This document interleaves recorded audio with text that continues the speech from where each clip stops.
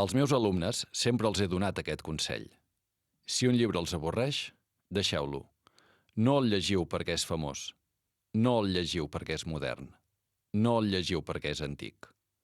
Si hi ha un llibre tediós per a vosaltres, no el llegiu, perquè no ha estat escrit per a vosaltres. La lectura ha de ser una forma de felicitat i de goig. Entrevista a Jorge Luis Borges.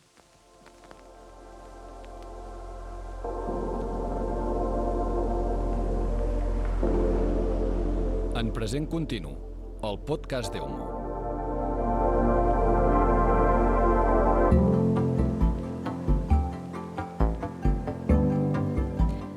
Benvinguts en Present Continu, el podcast d'Eumo, un espai on podreu escoltar en català experts en diverses matèries compartint opinions i reflexions.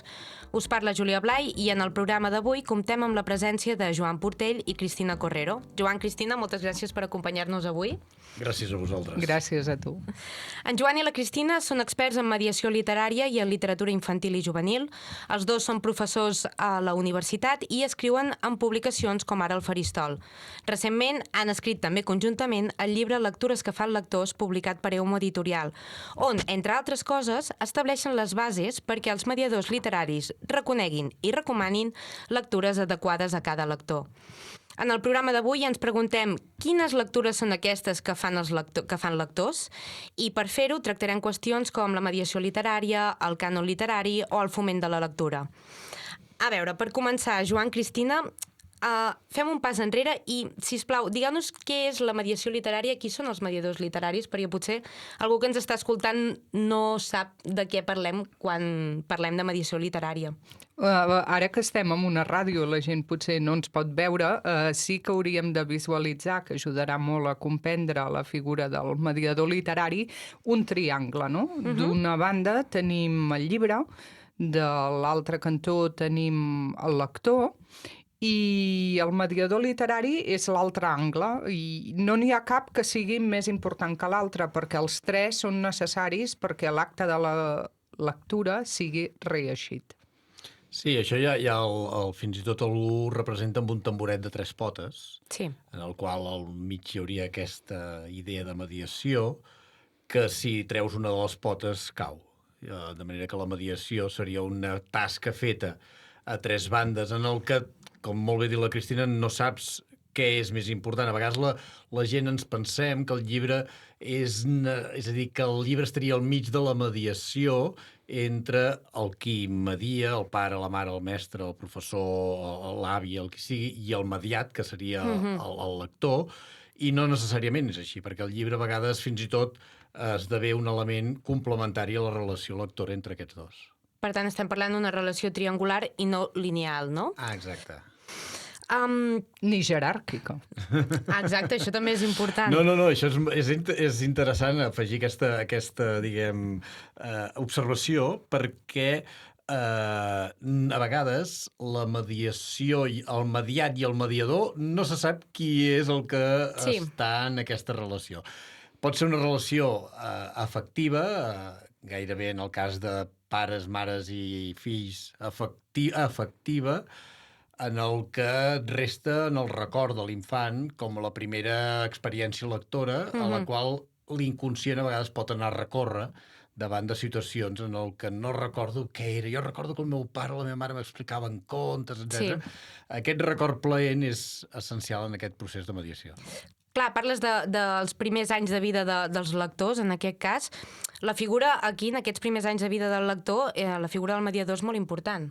Sí, sobretot perquè són ells els que ens obren la porta en aquesta àgora de la cultura lletrada, no? L'educació literària, que és un altre terme que utilitzem molt en el llibre Lectures que fan lectors, sempre expliquem i ho deixem clar, no?, de que comencem a llegir el món en el ventre matern i aquí comencem a interpretar les veus dels pares, de les mares, comencem a escoltar les cançons, les cantarelles, i a partir d'aquí doncs, vindran llibres que cada vegada seran més complexos i que ens acompanyaran en el nostre itinerari de vida i de vida lectora. Aleshores, clar, en les primeres edats passa com qualsevol altra disciplina de l'art, no? Ningú t'ensenyarà, tu per tu sol no sabràs què és un Kandinsky ni què és un Van Gogh. Hauràs de tenir una persona que et digui, mira, això és un Kandinsky, o fixa't la música que hi ha dins la pintura de Kandinsky.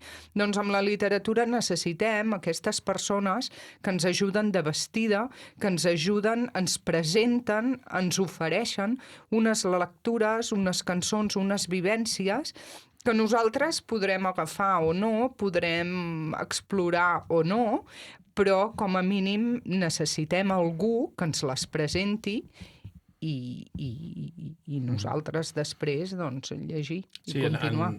En aquestes relacions un element que en el llibre també hi apareix és aquesta idea de la protoconversa, que serien aquestes converses que manté l'adult amb el bebè, en el que fins i tot hi ha hagut estudis en el que s'ha demostrat que quan un adult es dirigeix a un bebè puja uns tons de la veu i aleshores el bebè és capaç d'identificar com una veu efectiva que li porta seguretat i li aporta aquest entorn necessari per a ell créixer amb aquesta necessitat de sentir-se protegit, i aquestes converses són l'inici també d'aquesta literatura o d'aquesta mediació per portar-lo a adquirir vocabulari, per portar-lo a adquirir una tradició oral necessària per sentir-se doncs, també més endavant membre d'aquell entorn en el que se sentirà acollit. Clar, la mediació literària també es dona dins les aules. Recupero i amplio la cita que ha sonat al principi d'aquest podcast, que era d'una entrevista a Jorge Luis Borges, i cito un fragment d'aquesta entrevista. Ell diu, cito en castellà, «Creo que la frase lectura obligatoria es un contrasentido. La lectura no debe ser obligatoria». Y segueix. «Si un libro es tedioso para ustedes, déjenlo. Aunque ese libro sea El paraíso perdido, para mí no es tedioso, o El Quijote, que para mí tampoco lo es. Pero si hay un libro tedioso para ustedes, no lo lean. Ese libro no ha sido escrito para ustedes». Aquesta recomanació que fa Borges com a mediador literari ho fa cap als seus alumnes que són estudiants de la Facultat de Filosofia i Lletres de la Universitat. Per tant, estem parlant de lectors adults llegits, que volen llegir més, que es volen formar en això i que tenen una maduresa lectora pel que fa a criteris i hàbits. Aquest enfocament de total llibertat o llegiu per plaer s'ha de també aplicar a l'escola-institut. Com es combina això amb les tradicionals lectures obligatòries? Això d'adult, evidentment, però a l'escola ens estem educant i no és allò que en diuen els anglesos un open bar. Nosaltres anem a l'escola a aprendre i amb ganes d'aprendre, i hem de, com a mediadors també, d'aprendre dels alumnes i els alumnes de nosaltres, però el mestre, la mestra, és el qui coneix tot allò que falta i que és I+1. És a dir, en quin estadi es troba aquesta persona i jo com a mestre li poso un +1 perquè arribi aquest +1, no? I això ja ve de les zona de desenvolupament proper que deia en Vygotsky ja a principis del segle XX, o Ferrer i Guàrdia amb l'Escola Nova. L'escola ha d'educar, i com que ha d'educar, doncs a vegades l'educació també passa per una certa sistematització i també passa per l'obligatorietat de fer algunes coses. Per tant, dins de la lectura hi hauria d'haver-hi la lectura per plaer, evidentment, perquè això és el que ens farà continuar sent lectors i lectores al llarg de la vida, però també hi ha aquelles lectures que recalen un acompanyament per part d'aquest docent que ens ajuda a pujar aquesta escaleta embestida, que ens hi hem de posar. Per tant, si no obliguéssim mai res, seria molt perillós perquè potser no estaríem ensenyant uns continguts que hauríem de donar, no? Perquè aquest futur ciutadà no se senti estafat. tot i això, a mi m'agradaria afegir alguna cosa del que diu Borges. Sí. És a dir, Borges diu que aquest llibre potser no està fet per tu. No és veritat. És a dir, en un procés ben esgraonat de formació literària, aquest llibre acabarà sent per tu. Perquè tu hauràs adquirit les capacitats per anar esgraonat sigui, o pla, com n'hi vulguem dir. La graó és com si fos una imatge de tenir a la part superior aquells textos més complicats i a la part inferior, diguem, a l'inici de la lectura. Aquest procés que és evolutiu i que l'escola ha de programar i ha de sistematitzar amb plans de lectura, amb distribucions de lectura. Hi ha d'haver les lectures obligatòries perquè per això construïm i ens construïm com a lectors. Jo crec que Borges aquí té davant un públic adult que se suposa que està format... I que ja és lletrat. Però si els hi ve a dir que no són capaços de llegir el Quijote, no són del tot lletrats, perquè mai ho som del tot lletrats. La virtut que té la lectura és que sempre n'estem aprenent. Sempre, davant d'un llibre, aprenem una paraula nova, davant d'un llibre aprenem una expressió nova, davant d'un llibre aprenem una idea nova que ens desconstrueix i ens torna a construir. Aquesta és la gran virtut de les humanitats i de la lectura en concret, que és que davant d'un element nou que jo adquireixo, de fet em posa en crisi a mi mateix. Aquesta construcció de crisi hem de ser capaços d'utilitzar-la en positiu. Per què els infants a determinades edats es queden estancats en unes lectures determinades i allà s'hi estan temps? Perquè el que fan és pair i anar assimilant aquell nivell de lectura en el que han arribat. El que han de fer com a bons formadors és el que Borges aquí insinua, només es queda amb la idea de jo els he acompanyat fins aquí però no van més enllà. No, a partir d'aquí he de potenciar perquè acabin llegint i gaudint del Quijote. Per tant, la figura del mediador també segueix sent present en l'etapa adulta del lector. Totalment. Per aquest motiu, perquè el lector mai està tancat, sempre està obert. Fixa't un element, per què tenen tant èxit ara els clubs de lectura o les lectures dialògiques? Perquè són espais de formació lectora de gent adulta, en el qual si hi ha un bon dinamitzador, un bon mediador, et anirà obrint portes en el que tu per tu mateix probablement no hi entraries mai si no tens algú que et vengui el producte, no? I que et digui, escolta'm, per què, ara que tu que t'has llegit Estefania, digue'm, per què no anem a buscar novel·les, o estic llegint Nesbó de novel·la policíaca, per què no anem a mirar una mica de novel·la policíaca, anem a fer una mica d'història i ens anem a Agatha Christie i comparem un amb els altres. I el que fa la lectura dialògica que ara està tan damunt la taula i que les biblioteques desenvolupen tant, és moltes vegades aquesta formació que d'adults s'ha de continuar fent. Clar, fins ara portem uns minuts parlant, ja hem citat títols, hem citat autors i anem apuntant tota l'estona al cànon literari. Entendríem, corregiu-me si m'equivoco, que el cànon literari seria aquell conjunt de llibres, aquell top X número, que tothom ha d'haver llegit o que tothom hauria de llegir. És un tema que ha recorregut tota la història dels estudis literaris i que segueix encara vigent avui en dia, si bé de vegades també amb certes crítiques, perquè clar, tot cànon implica limitar. Quins són els criteris bàsics per configurar un cànon literari? A veure, jo crec que al segle XXI la noció de cànon ha canviat, perquè nosaltres com a societat també hem canviat. El cànon hi és i hi ha de ser, ara bé, és una cosa canviant, en constant evolució i que s'adapta segons els valors socials de cada moment.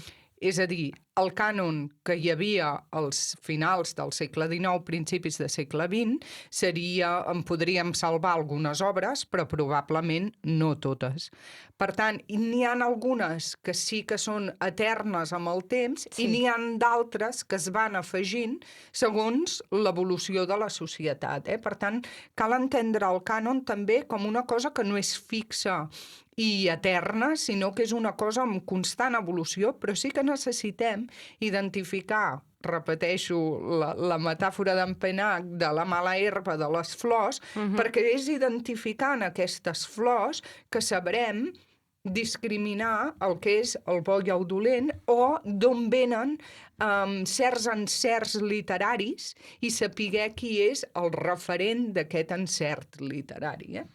Clar, nosaltres en el llibre oferim un cànon. Sí. Oferim amb unes arrels... Llibres indispensables, em sembla que ho no ho recordo anomeneu exactament, així, crec. que ho dius. Imperdibles. Imperdibles, A mi però m'agrada algun nom molt. així. Imperdibles com allò que tens aquella Exacte. orgulla que no hi ha manera de treure-te'l al damunt. Doncs sí, és a dir, el llibre està farcit Sí. de cites i de llibres de referència. És a dir, aquell qui adquireixi el llibre li aconsello que demani un crèdit a alguna entitat bancària perquè periòdicament vagi completant la seva biblioteca personal i la biblioteca de l'escola amb els llibres que apareixen aquí, no? Bé, però és un cànon fet l'any 2023, que és un cànon necessari el 2023 perquè feia dècades que no n'hi havia cap. I creiem que posar-lo al dia, el que la Cristina comentava, i posar-lo amb judici determinats títols que potser a finals del 1990 es creien que sí, en aquest moment potser han caigut en desús. I aquí hi ha un jutge implacable, que és el temps. I el temps és el millor jutge de cara al cànon, de crear cànons. 2023, aquest és el cànon. Espero que el llibre tingui molta durada i d'aquí 5-10 anys a la 10a edició haguem de modificar-ne alguns dels títols, però això és interessant també. El 2025 ja l'hauríem de modificar perquè com que no s'està reeditant, Esperem que sí. malauradament. No s'està reeditant aquest llibre, no s'està reeditant Els àlbums o les il·lustrats, novel·les, sí, que és estem... un dels mals endèmics, que com pots crear un cànon quan vas a buscar-lo no els trobes a vegades ni a les biblioteques. Es diu la tirania de la novetat, no? A França ja és una alarma social, sobretot dins d'aquest ecosistema en el que vivim. Realment cal sempre un llibre nou perquè no reeditem el que ja tenim. Sí, hem de dir que també que aquí a Catalunya amb això anàvem una mica a la cua d'establir llibres de cànon, però darrerament hi ha algunes editorials que ens estan recuperant Sendax, ens estan recuperant clàssics de l'àlbum il·lustrat de gent que tenim al nostre voltant. Arnold Löbel. O Teresa Duran, també. Estem reeditant títols dels nostres clàssics, o de Fina Rifà, o de Pilarín Vallès, etc. Que aquests són clàssics que configuren la nostra cultura, perquè un cànon també es configura en l'entorn concret en el que s'escriu. Home, deixa'm citar el que vas editar, no?, de Tic-Tac, de Mercè Llimona. De Mercè Llimona, per exemple, que estava desaparegut, també. És a dir, un títol de referència. És una tasca d'edició patrimonial molt important que en conec pocs i en Joan, que tenim aquí a la taula, n'és un, que recupera aquests llibres que són valor del patrimoni infantil i juvenil català i que potser és una de les tasques que aviat ens hi haurem de posar. Sí, és a dir, no sé si posar-ho a la mateixa alçada o no, però igual que es recupera el cinema català de principis de segle XX, o igual que es recupera les pintures del Pantocràtor de Taulls, no dic que tingui aquesta importància, però sí que el nostre entorn i la nostra cultura i la nostra llengua s'identifica amb unes determinades lectures. I aquestes lectures les hem de donar des d'un principi. Si no tenim aquests referents, jo crec que gairebé s'hauria de ser una tasca de país, vull dir, de Departament de Cultura. Exacte, és una crida, és un clam cap a Institució de Lletres Catalanes. Ara em ve al cap també Liliana, de Peles Mestres, i el més petit de tots, que s'ha reeditat ara també, per exemple. Clar, aquí esteu parlant, per exemple, cànon i identitat cultural. Ràpidament podríem dir cànon i clàssics. Faig un parèntesi, tenim també un programa sobre clàssics i literatura contemporània, per si també el voleu escoltar. No ens hi heu convidat encara, home, aviam. Amb el que teniu per dir podeu venir cada programa vosaltres. Clar, per entrar dins del clàssic has de ser un molt bon llibre dins del cànon, perdó, has de ser un molt bon llibre i un clàssic. És a dir, les novetats molt bones no podran entrar a la porta dels clàssics fins que no hagin passat un any i uns anys. No necessàriament. Tenim autors ben novells, i ara estic pensant, per exemple, Kitty Crowther ja forma part del cànon de la literatura dels 0-8 anys, i el Bachelet forma part de la literatura, i són autors contemporanis. una cosa és clàssic, Sí. que aquests sí que tenen més anys i segurament estan morts, i no hi ha drets d'autor i per això tothom el reedita. I l'altre és cànon, i cànon inclou obres patrimonials i obres més actuals. Però que sí, són unes obres que ara ja veig per on aniràs i em diràs, i com entren les obres dins del cànon, no? Exacte. Doncs hi entren perquè tenen una qualitat, perquè són aquells textos o textos amb imatges o imatges únicament que, ostres, tu les llegeixes i l'has de tornar a mirar, l'has de tornar a rellegir, no et deixen indiferent, et deixen aquell sabor de la bona cuina i no del fast food. Sí. Per tant, diríem que tenen una qualitat literària que toquen una mica de temes universals o temes més actuals, i ara diríem doncs, tot el que va inclòs a la diversitat, a l'ecologia, a grans episodis de la humanitat, però que toquen aquests temes i els reflecteixen dins les obres d'una manera artística i estètica inigualable, i com que són inigualables i ens deixen sense cap... Oh, què és això, no? Aquests són els que esdevindran cànon. Jo, poso dos exemples, Allà on viuen els monstres, per què forma part del cànon? Perquè va marcar un abans i un després en la mirada i en l'estructura i en el disseny del que havia de ser un àlbum il·lustrat. Estem parlant també aquí de nous formats, perquè el cànon de fa 50 anys no hauria tenir Exacte. en compte No, per això et deia també, que era no? una cosa totalment canviable amb el temps, I que no present. sabem quin tipus d'obres, de contingut, de productes culturals formaran part del cànon d'aquí 10 anys. Ens pensàvem que lo digital entraria amb força i ara veiem que les obres les podem comptar amb una mà, sobretot en català, però l'àlbum il·lustrat, indiscutiblement, com deia el Joan, des dels anys 60 s'ha convertit en el gènere o la tipologia o format hegemònic per les primeres edats, i fins i tot és una de les tipologies, la primera, que entra també a la literatura adulta, perquè si bé va néixer dins la literatura infantil, ara s'estan elaborant àlbums adults de molta qualitat. Clar, va molt bé el que m'has dit, perquè és com el segon referent, el Frank, de Ximo Abadia, és un llibre que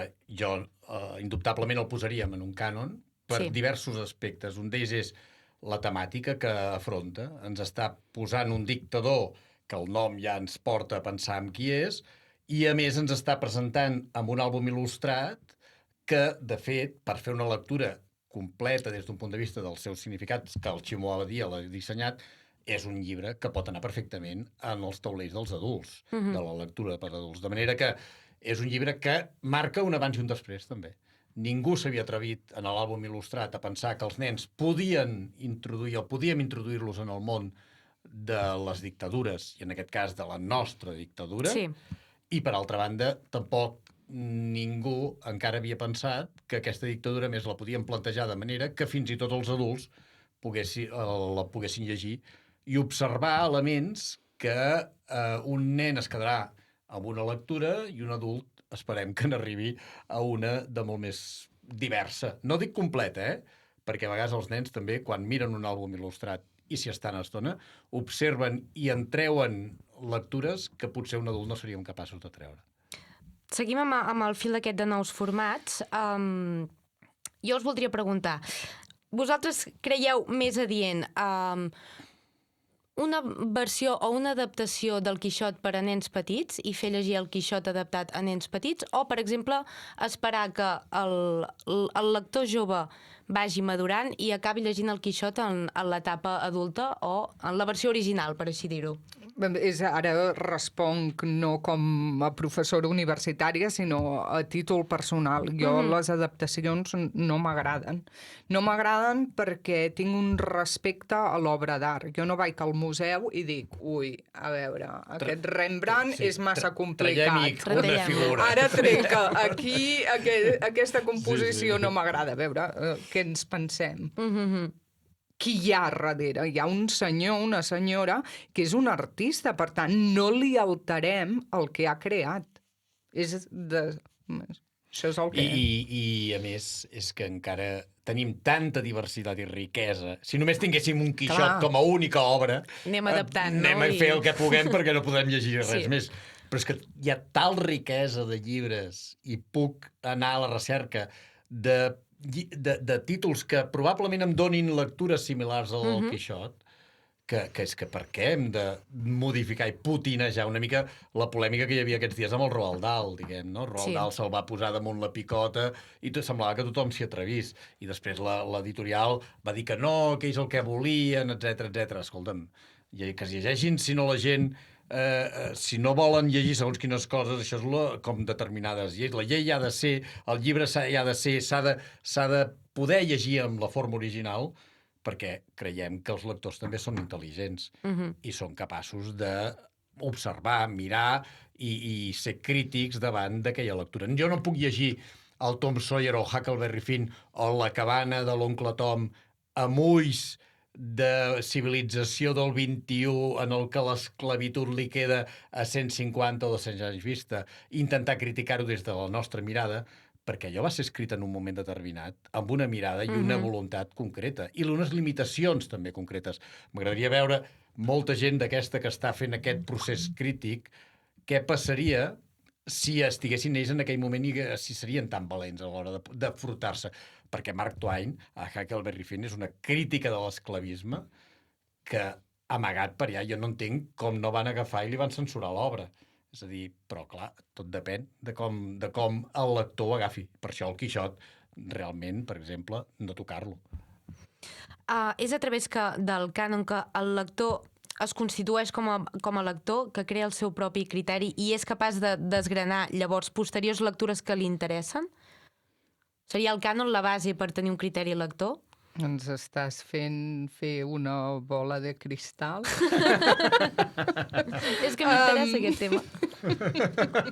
Home, no ho sabem, què pot passar. De fet, home, a veure, si ens mirem una mica el Malik, jo de petita no havia llegit clàssics. I el meu contacte amb la literatura, el primer contacte va ser la literatura de tradició oral. Hagués sigut diferent si el meu pare m'hagués llegit Shakespeare en veu alta? No ho sé. El que sí que a mi em va fer lectora és que tenia gent que em motivava cantant i fent-me jocs de falda, que m'agradava anar a la biblioteca i mirar obres de tota mena, que hi havia gent a l'escola que ens va presentar a la Casa de les Lletres i ens va presentar grans col·leccions com els Gromets de la Galera. I és potser gràcies a aquesta gent que de mica en mica et vas trobant pel camí, et van fent descobrir coses. Esclar, si l'escola tingués molt clar un cànon, com passa en altres contextos, potser sí que minimitzaríem el risc de que algú no conegués alguna obra, no? Però hi ha gent que no ha llegit de petita i després ha descobert obres cabdals i són grans escriptors, No ho sé. Seria recomanable que, com a mínim, l'escola garantís l'accés a totes aquestes obres que nosaltres en diem així, en plan de conya, imperdibles, perquè ens ensenyen coses bones, perquè sonen molt bé, perquè estan il·lustrades magníficament, perquè ens ofereixen una experiència amb l'art inigualable. I això, clar, si tens una família que et llegeixen, doncs mira, tens menys risc, però si a casa teva no hi ha llibres i no t'han llegit mai, només és a l'escola i aquest cànon de l'escola que et permetrà obrir-te la porta a l'art literari. Per tant, aquí el paper de la biblioteca dins l'aula és fonamental, no? Home, i tant, i de la formació de mestres, que aquí en Joan i jo posem sempre, reclamem, no?, de que calen més hores de formació literària dins els graus d'educació infantil, d'educació primària, secundària, i cal també reivindicar la biblioteca escolar. O si no hi ha biblioteca escolar per manca de recursos, trobar maneres que els fons de les biblioteques arribin a aquestes escoles on sí que hi ha tota la ciutadania, no? De fet, una mica el qualsevol programació ben portada en una escola el que fas és minimitzar el que comentava una mica la Cristina, minimitzar l'atzar. És a dir, no podem permetre que un lector per atzar s'acosti a la lectura, sinó que el que hem de fer és aconseguir sistematitzar-ho, i un cop ho tens programat és probable que no el 100%, però sí que aquells als quals se'ls hi han fet estratègies, se'ls hi han desenvolupat a l'escola i en el seu entorn unitats didàctiques, activitats a l'entorn de la lectura, doncs tenen més probabilitats que s'hi enganxin. Tots sabem que a casa és on es pot desenvolupar un gran hàbit lector, però hi ha molts nens que ens arriben a les escoles amb motxilles buides. Per causes diverses, no perquè els seus pares a vegades siguin lletrats, sinó perquè també a vegades no tenen temps. És a dir, pares que arriben a casa a les 11 de la nit, o pares que al cap de setmana no els hi vagis a dir que et portin a la biblioteca perquè el que volen és descansar i altres coses. I també tenen dret a fer aquestes altres coses. Però l'escola això ho ha de saber. No pot estar a ulls clucs davant d'aquesta situació, perquè és una mancança social en la que li ha de donar resposta. Com a societat hauríem de tenir l'obligació de reconèixer aquells nens que ens arriben a l'escola amb aquestes mancances. Si els que reconeixem i apliquem estratègies de dinamització lectora, és probable que aquest atzar que comentava abans doncs, es quedi en la mínima expressió. I això m'hi he trobat, és a dir, amb recerques que hem fet d'hàbits lectors, te n'adones que hi ha gent, sobretot els de les generacions ja més grans, els quals han acabat sent lectors perquè la Caixa, abans, regalava un llibre per Sant Jordi. O conec un cas que m'explicava que ell es va fer lector perquè el veí del Replà era el fill de la bibliotecària, i quan estaven farts d'estar pel carrer jugant, se'n anava a la biblioteca a llegir, i aleshores a llegir, a estar amb la mare, i amb la mare, i com que allà al seu entorn hi havia llibres, acabaven llegint, i ara és una persona molt lectora. No sé què llegir ara, digué Matilda. Ja he llegit tots els llibres per a nens. Matilda, de Roald Dahl. Reprenem el fil sobre lectures obligatòries i sobre minimitzar l'atzar que comentàveu. Com s'ha de traçar un pla lector? Per exemple, a la cita que acaba de sonar ara, la Matilda de Roald Dahl diu que ja s'ha acabat tots els llibres per nens. En puc llegir més? Li pregunta la bibliotecària. Un dels criteris per organitzar el pla lector és l'edat del lector? Bueno, més que edat biològica, en quin moment es troba, Hi ha de lectors, n'hi ha, evidentment, diversos, no hi ha un lector homogeni. Per tant, hem de mirar qui tenim al davant. I en funció del que hagi viscut i quines experiències amb la lectura hagi tingut, allà començarem aquest inici d'un trajecte, no?, que s'anirà perfilant.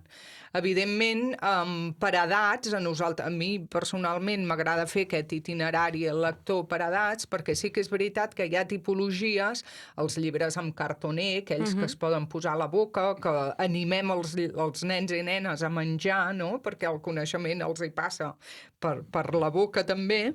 Clar, això ho llegirem amb nens que tenen entre 1 i 3 anys, però difícilment portarem un llibre de cartoner a 5è de primària. Per tant, hi ha unes tipologies, i d'això en parlem al llibre, amb uns quadres, no?, que si bé no són exhaustius, sí que poden ajudar famílies, bibliotecaris i mestres a dir, a veure, jo tinc un grup de I4, què puc oferir dins d'aquesta dieta literària en aquests nens i nenes de 4 anys? Doncs llibres pop-up, perquè tenen curiositat, però també històries, cada vegada àlbums més complexes, amb més personatges, primeres iniciacions al teatre, llibres de poesia, perquè aquesta no ha de desaparèixer mai, i així a cada etapa les seves, no? Ja quan entren als 6-8 anys que ja comencen a descodificar i a llegir per si sols, doncs potser hi ha les primeres narracions per petits capítols, amb capítols breus, i així fins a arribar al Quijote que hem parlat abans. Clar, perquè Perdó, no. Volia fer una pregunta, Joan, digues. No, un incís sobre el fragment de Matilde. Sí. Dues coses aquí, em sembla interessant. Primer, tres. La primera, llegir-se Matilde és imprescindible. Formaria part d'aquest cànon que comentava.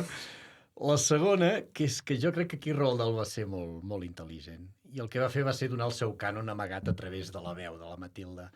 Quan ell cita Hemingway, quan ell cita Stevenson, quan ell cita Conrad, ell sap que allò serà el cànon de molta gent que llegirà Matilde, perquè si Matilde t'ha agradat és perquè aquest cànon també estarà bé, no? I aquí Roald Dahl va jugar amb picardia. I la segona cosa que volia comentar és que, fixa't, aquí Matilde ha jugat amb l'atzar, ha trobat la senyoreta Honey, que quin nom més dolç podíem posar a una bibliotecària com aquesta, no?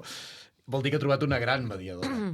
Quan ella ve d'una família no desestructurada, delinqüent directament, no? Exacte. De manera que és interessant observar com a vegades un petit fragment de fet, o en aquest cas una novel·la, Roald Dahl, un gran escriptor, ens fa fer un camí del que ell entenia gairebé com a lectura i com a cànon. Clar, ara comentàvem també el tema del pla lector a dins l'aula, que el pla lector ha de ser una qüestió de centre, no? Perquè ha d'acompanyar a l'infant des que entra a primària, o infantil, fins a batxillerat. Ha de ser una qüestió de centre, una qüestió general, però a la vegada també individual, tenint en compte cada alumne, no? Sí, clar, aquí és on juguen les bones biblioteques, tant d'aula, sobretot biblioteques d'escola, i com aquestes biblioteques d'escola estan ben dotades de personal coneixedor i estan ben dotades de novetats i de temps i de dedicació. La pandèmia, i això és un element que ens hi hem trobat, la pandèmia ha fet molt mal a les biblioteques d'escola, perquè derivat a la necessitat d'espai s'han reconvertit. Jo l'altre dia vaig anar a una escola en la que a l'entrada hi havia el cartell de biblioteca i a sota el cartell de biblioteca hi havia l'horari d'ús d'aquell espai, i posava de 9 a 10 anglès, de 10 a 11 no sé què, de manera que s'havia reconvertit. I què es va fer això? Doncs posar els llibres tancats en vitrines perquè no es puguin tocar, i ja veurem quan retornem a aquestes biblioteques, no? No, però sí que és veritat, amb això tornant al que deia Júlia, de que com a centre necessitem un pla de lectura de centre, és a dir, si anem a una escola i tenen un pla de lectura de centre, dius, ostres, que guai, no? Pues aquests, com a mínim, s'ho han parat a pensar. D'acord, tenen una cosa escrita i deixar-ho per escrit ja és important, però a part d'això, tu tens el centre amb una programació de centre i després tu t'has de fer la teva programació d'aula.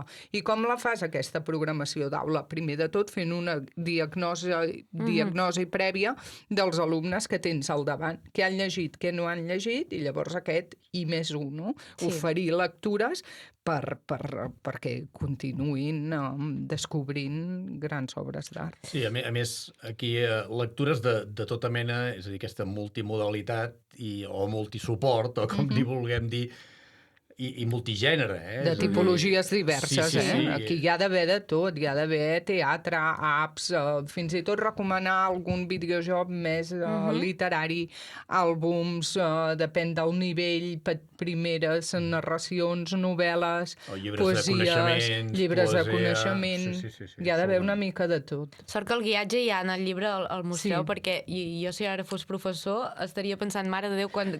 És que precisament d'això va néixer el llibre, perquè tant en Joan com jo fem formació a mestres i no hi havia una obra que sintetitzés els nous gèneres o tipologies que hi ha ara, i que jo això ho vaig fer a la tesi també, de posar una mica d'ordre de quina mena de llibres és més apropiada per cada edat, i això és el que trobeu a les pàgines. Clar, dins l'aula...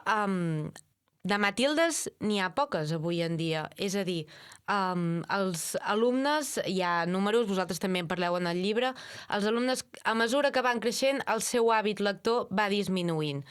I això acaba desembocant a l'etapa adulta. Per què passa això? Per què els adolescents no llegeixen tant? Hi ha una imatge estètica cap al lector que no agrada? El Joan té un llibre, de lectors adolescents, Sí. que respongui ell. Vinga, Joan. Hi ha molts motius. Hi ha motius sociològics, hi ha motius fisiològics, hi ha motius culturals. És a dir, el problema és que no hi ha una fórmula màgica, perquè si no jo ja l'hagués patentat i en vendria petites dosis amb una ampolleta i aviam si així em fes ric, diguem, no? Però és un problema... Bé, és un problema. A vegades parlant amb antropòlegs, justament, t'expliquen que la cultura és un element que es va formant a mesura que va passant el temps, no? I en aquest moment estem en una situació en la que la lectura no forma part dels usos o consums culturals de l'adolescència. Sí. Com que no forma part d'aquí, per què he de llegir si jo, per formar part del grup a l'adolescència, que és el que jo vull, no? La gent no vol ser un friqui. O si vol ser un friqui, ho ser una consciència, però aleshores també actuen com a tal, Vull dir que aquí cadascú té un paper. En molts instituts o moltes, sobretot a l'etapa de secundària dels 12 als 14, 16, ens trobem que l'adolescent, per sentir-se formar part d'aquest grup, ha de consumir determinats elements. Sí. La roba, la música, les sèries, en aquest moment. Algun fins i tot hi entra les drogues, així estem parlant, no drogues molt dures, però sí el tabac i l'alcohol, etc. I això t'identifica i et fa posar i posicionar. Jo recordo, quan jo era jove, el qui fumava a l'adolescència era com si fos més mascle, diguem, que els altres, no? I fumar era com un element identificador de que ja sóc adult, no? I la lectura no forma part d'això. En aquest moment, moltes vegades, fins i tot, el que llegeix és considerat, sobretot en el món masculí, doncs és considerat més aviat un intel·lectual que no mereix més rellevància que gairebé menys tenir-lo, no? En canvi, la lectura sí que en aquest moment s'està convertint en un consum molt de feminitzat. Clar, perquè, per exemple, aquest desàvit lector, aquesta imatge de la lectura no mola, dit planerament, això també porta conseqüències en l'etapa adulta pel que fa a comprensió lectora de l'adult ciutadà, no? O sigui... Sí, a veure, el qui, evidentment, els hem de recuperar en aquests nois, i dic nois perquè estadísticament són més els nois que, com deia el Joan, dels 12 als 16 abandonen... Percentatges de 2 xifres de diferència, Sí. Poca broma, Vull dir, no és allò de dir un 2, un 3%, no, estem parlant d'entre el 10 i el 15% més de... Sí, carai. Però, esclar, aquí potser la pilota ens torna al nostre camp. Hem començat com a mediadors i acabem com a mediadors.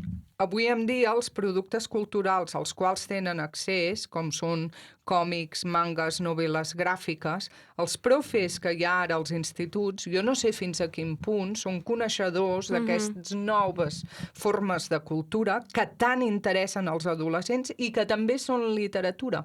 Per tant, a què estem esperant? Per què no ens emportem a la classe de primer, de segon, de tercer, de quart d'ESO al Saló del Manga?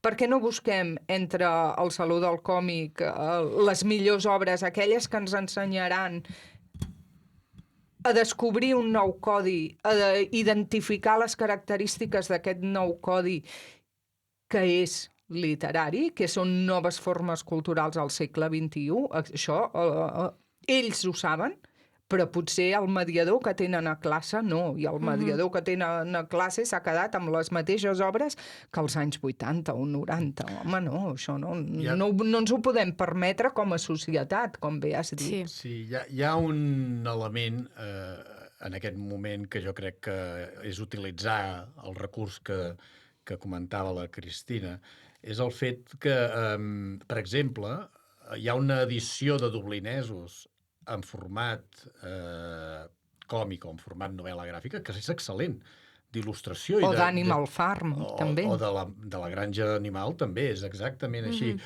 I l'altre dia, que em perdoni la Teresa Duran per manllevar-li la idea, explicava ella que per què no llegir còmic en veu alta com aquell qui teatralitza. És molt senzill, perquè només cal saber el diàleg qui parla amb cada vegada. I amb un còmic es veu molt clarament. Reparteixo personatges i faig expressió oral del que seria de la lectura d'un còmic, per exemple. I segurament se sentiran més atrets que no agafant el Quixot, no? Per tant, a la classe de literatura secundària sí que podríem començar amb un d'aquests còmics i llegir-lo i engrescar-los, i un cop els tinguem engrescats, aquí ja també és la nostra habilitat d'anar oferint lectures que mai els deixin desconnectats, perquè moltes vegades els textos canònics dels que parlàvem estan massa allunyats de la realitat que explicava el Joan. Per tant, hem de crear ponts entre aquests dos mons, que del tot no ens en sortirem mai, perquè una de les característiques d'un adolescent de llibre és no fer cas de l'adult. Per tant, li hauríem de dir això, millor que no ho llegeixis. I llavors això jo vaig... Durant uns anys he estat dinamitzant o presentant llibres en una biblioteca de l'entorn de Barcelona per Nadal, i una de les activitats que va tenir més èxit va ser perquè presentar els llibres, dir-li que se'l preparessin els alumnes i els hi posava una base de rap i havien de rapejar damunt d'aquell text presentant el llibre amb ritme de rap. És a dir, no ens quedem tampoc només en vendre el llibre sobre el llibre mateix, sinó establim ponts cap a altres productes audiovisuals. Sí, o la música, o la dansa, o el teatre, altres consums culturals que els dibuixaran maneres d'entendre el mateix missatge a través d'altres formes de representació. Més híbrid. Vinga, us llanço l'última pregunta d'aquest podcast, que ens estem ja quedant sense temps. D'aquí poc es presenta el Pla Nacional del Llibre i la Lectura de Catalunya. Feu una carta als Reis. Què us espereu d'aquest Pla Nacional? Que sigui una realitat. Per mi, que hi hagi dotació econòmica per tirar-lo endavant. Jo sé que la Montse Allats ha fet una feina molt ben feta, i ha treballat durant molts mesos, i hi ha hagut a darrere un Departament de Cultura que hi ha apostat i ha destinat una persona exclusivament a la redacció d'aquest Pla Nacional, la qual, a més, aquesta persona, que és la Montse Allats, ha tingut una mirada molt holística del món de la literatura, cosa que ha assegut a la mateixa taula Departament de Cultura i Departament d'Educació, una cosa que sembla lògica, però que resulta que feia dècades que no es donava. I al mateix temps també hi ha hagut llibreters, escriptors, autors, il·lustradors, editors, especialistes, i a donar la seva opinió per aviam com construïm. Un cop tinguem aquest document, aquí el que cal és dotació econòmica. I aquell miratge del 2% del Departament de Cultura destinat del pressupost de la Generalitat de Catalunya, que com a mínim arribi a aquest 2% del Departament de Cultura, sigui una realitat, perquè el pla de lectura sigui també, a ser possible, el pugui portar a bon port. Com a societat, no seria bo enfocar els esforços cap allà on realment hi ha mancances importants per aconseguir la plenitud lectora de la societat? Pensem que un infant no lector esdevé vulnerable i mal·leable a idearis absoluts que minimitzen el seu esperit crític. Lectures que fan lectors, de Cristina Correro i Joan Portell. Gràcies, Joan i Cristina, per passar amb nosaltres aquesta estona i per ajudar-nos a entendre millor la importància de la mediació literària per crear nous lectors i, per tant, per tenir una societat també més crítica. Per seguir aprofundint en les seves orientacions, us recomanem llegir Lectures que fan lectors, publicat aquest 2023 per Eumo Editorial. Ens retrobem en Present Continu el mes vinent per parlar sobre l'ofici d'editor i intel·ligència artificial. Fins aviat. Gràcies, En Present Continu, el podcast d'Eumo.